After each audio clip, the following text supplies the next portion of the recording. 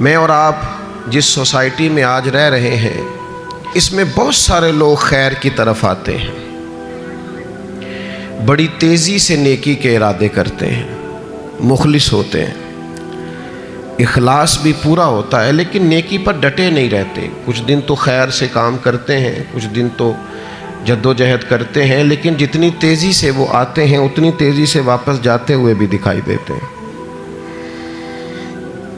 کچھ دن تو ایسا ہوتا ہے کہ 5 نمازوں کے ساتھ تہجد بھی شروع ہو جاتی ہے، تلاوت قرآن مجید، ذکر، اذکار، درود و سلام،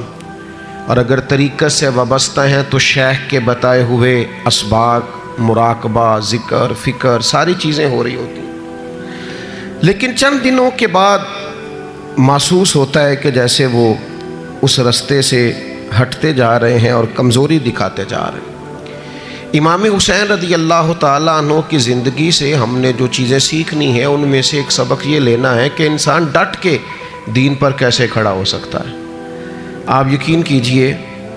بہت سارے لوگ ایسے ہیں جو مخلص ہیں، چاہتے ہیں میں دین پر عمل کروں،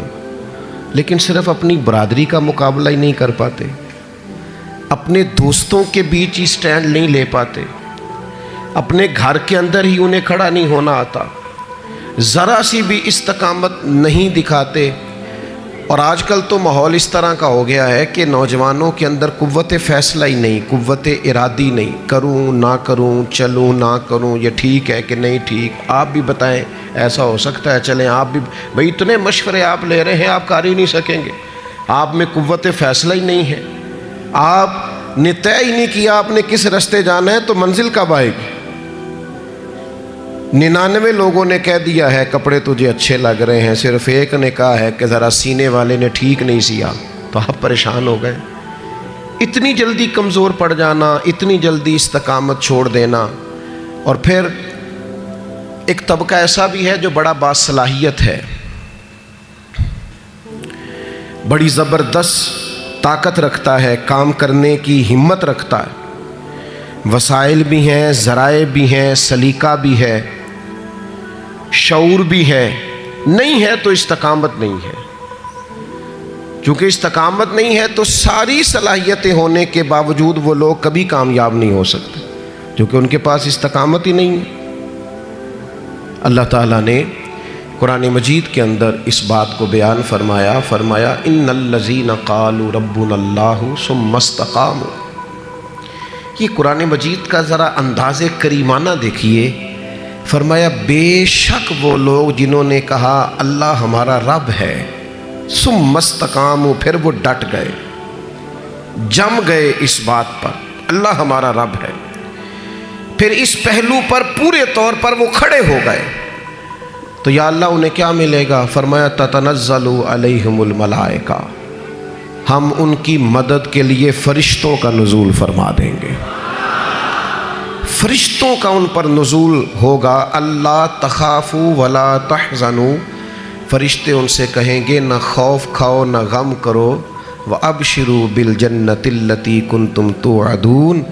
اور اس جنت پر خوش ہو جاؤ جس کا وعدہ تم سے تمہارے رب نے فرمایا ہے۔ ان الذین قالوا ربنا اللہ ثم استقاموا، جنہوں نے یہ کہا اللہ ہمارا رب ہے اور پھر اس بات پر وہ ڈٹ گئے، جم گئے، ٹھہر گئے، استقامت دکھائی، کھڑے ہو گئے۔ یہ نہیں فرمایا کہ فرشتے آئے تو وہ ڈٹ گئے، قرآن مجید کی ترتیب یاد رکھیے، فرمایا پہلے وہ ڈٹے، ثم استقاموا، پہلے وہ ڈٹے، جب وہ ڈٹ گئے تتنزل علیہم الملائکہ، پھر اللہ نے ان کی مدد کے لیے فرشتے بھی نازل فرما دیے۔ پہلے تمہیں ڈٹنا ہے، فرشتے بعد میں آئیں گے، تمہیں ایک دفعہ ڈٹ کے دکھانا ہے کہ ہم ڈٹ گئے، ہم کھڑے ہو گئے، پھر فرشتے آئیں۔ ویسے تو علماء تفسیر اکثر نے یہی لکھا ہے کہ یہ جو فرشتے آتے ہیں نا مومنوں کے پاس، یہ موت کے وقت آتے ہیں، اور یہ بھی بڑی نعمت ہے کہ موت کے وقت فرشتہ آ جائے اللہ کی مدد لے کر۔ یہ فرشتے قبر میں آتے ہیں، یہ فرشتے میدان محشر میں آئیں گے، یہ مومن کے پاس آتے ہیں، خوشخبری سنانے آتے ہیں فرشتے۔